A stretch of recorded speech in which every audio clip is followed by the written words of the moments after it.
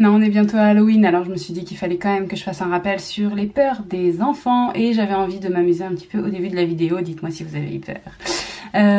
Alors, petit rappel sur les peurs des enfants. Il y a une super infographie, je vais vous mettre le lien en barre d'infos, qui a été faite par Optoys et qui a été rediffusée sur le site de Papa Positif dont je vous avais déjà parlé.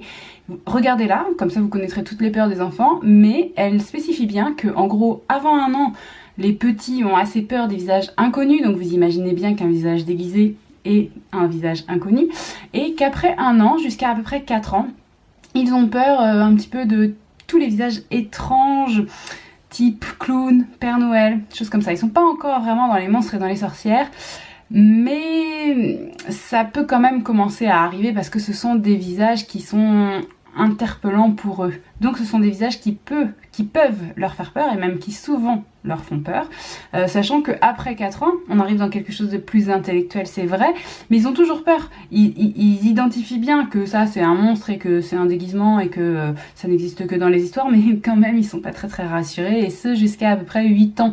Donc en gros, Halloween avant 8 ans, il y a des chances que ça leur fasse peur. Alors certains aiment bien quand même, et notamment sur cette phase de 4 à 8 ans, ils aiment bien quand même parce que ça les confronte, donc c'est comme lire une histoire qui fait peur mais qu'on connaît déjà, alors on aime bien quand même la lire, on joue un petit peu à se faire peur mais on sait que ça va bien se terminer. Certains aiment bien quand même, et puis d'autres ne vont pas aimer du tout, ça va les mettre dans quelque chose d'angoissant, ça va pas leur plaire. Donc voilà, à voir, est-ce que votre enfant est dans une phase où il apprécie de se déguiser, et en quoi est-ce qu'il apprécie de se déguiser? Est-ce que quand il voit quelqu'un déguisé dans quelque chose de pas très joli, ça lui inspire vraiment une grosse angoisse, ou est-ce que ça le stresse mais que quand même ça l'amuse et qu'il a envie de continuer? Ça sera à vous de le déterminer en observant votre enfant. Donc pourquoi pas, à partir de 4 ans, envisager de fêter Halloween. Avant 4 ans, je suis pas sûre de l'intérêt. Vraiment, je pense pas que ce soit nécessaire. Après 4 ans, ce sera à déterminer en fonction de l'envie de l'enfant, de sa demande et de votre observation sur le terrain. Ne le balancez pas comme ça au milieu d'Halloween avec un groupe de copains en vous disant bah c'est bon, t'as demandé, t'as l'air sûr de toi, t'as ton déguisement, t'es content, vas-y. Non, allez-y avec lui.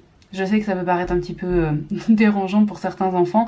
S'il veut pas que vous soyez avec lui et ses copains réellement dans le groupe, et ça m'étonnerait avant 8 ans parce que assez peu d'enfants sortent de chez eux seuls avant 8 ans. Mais bon, on sait jamais, vous êtes dans un endroit un petit peu privilégié, je sais pas, un ensemble pavillonnaire, un immeuble où tous les voisins se connaissent, enfin je sais pas. Imaginons que vous soyez dans un cas de figure un peu privilégié et que votre enfant veuille y aller un peu seul. Restez proche, même si vous n'êtes pas dans le groupe, restez pas loin. Et continuez à avoir l'observation de votre enfant, à savoir s'il se plaît toujours, voilà, dans cette dynamique un petit peu, voilà, qui peut faire peur. Parce que vous savez pas, peut-être qu'il est avec des enfants, voilà, dont il connaît le déguisement et dont il n'a pas peur, mais peut-être qu'il va croiser un autre groupe d'enfants déguisés, avec peut-être des trucs qui vont un petit peu plus le surprendre, ou peut-être qu'il va aller chez quelqu'un, sonner pour avoir ses bonbons et tout, et que la personne va ouvrir déguisée. Le truc, c'est que ça, vous ne le savez pas à l'avance. Donc il vaut mieux être présent pour éventuellement le prendre par la main et le rassurer s'il y a quelque chose qui l'a interpellé, qui lui a fait peur, qui a généré une angoisse qu'il n'a pas compris. Parce qu'à cet âge-là, bien sûr qu'il commence à identifier le fait que c'est pour de faux, mais il y a quand même une part d'eux qui se dit que est-ce que c'est pas quand même un petit peu pour de vrai?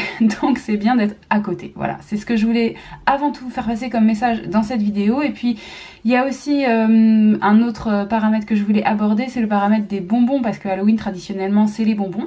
Alors en barre d'infos, vous allez trouver des petites recettes pour faire des bonbons vous-même, si ça vous branche, mais je sais que ça ne branche pas tout le monde. Et puis des petits liens vers des marques qui se spécialisent pour faire des bonbons d'un petit peu moins mauvaise qualité, mais avant tout un bonbon c'est du sucre, donc de toute façon ça reste quelque chose quand même à doser avec vos enfants. La bonne astuce je pense à avoir, c'est de dire on va tout mettre dans une boîte, ça sera ta boîte et tu pourras prendre des bonbons régulièrement dans ta boîte, mais on va pas les manger à profusion, à volonté, parce que comme le sucre c'est très addictif, en fait plus on en mange et plus on a envie d'en manger, ça va être compliqué pour votre enfant de se gérer. Donc il va falloir l'aider un petit peu en disant par exemple, voilà, tu pourras en avoir un à la fin du repas, le midi et le soir, voilà.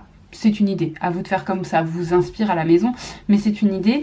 Et puis pour les bonbons en eux-mêmes, je vous disais, il y en a certains qui sont, malgré que ce soit du sucre, un petit peu moins dérangeants sur le plan de la santé de votre enfant.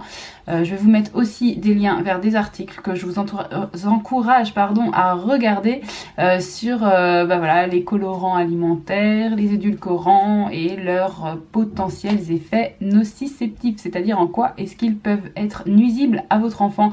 Parce qu'il y a des fois des cochonneries vraiment assez dégoûtante, et ça vous le savez peut-être déjà, c'est pour ça que je vais pas m'éterniser. Pour ceux qui le savent déjà, c'est pas la peine. Pour ceux qui ne le savent pas, allez lire les articles. Voilà, je vous dis à très vite dans une prochaine vidéo.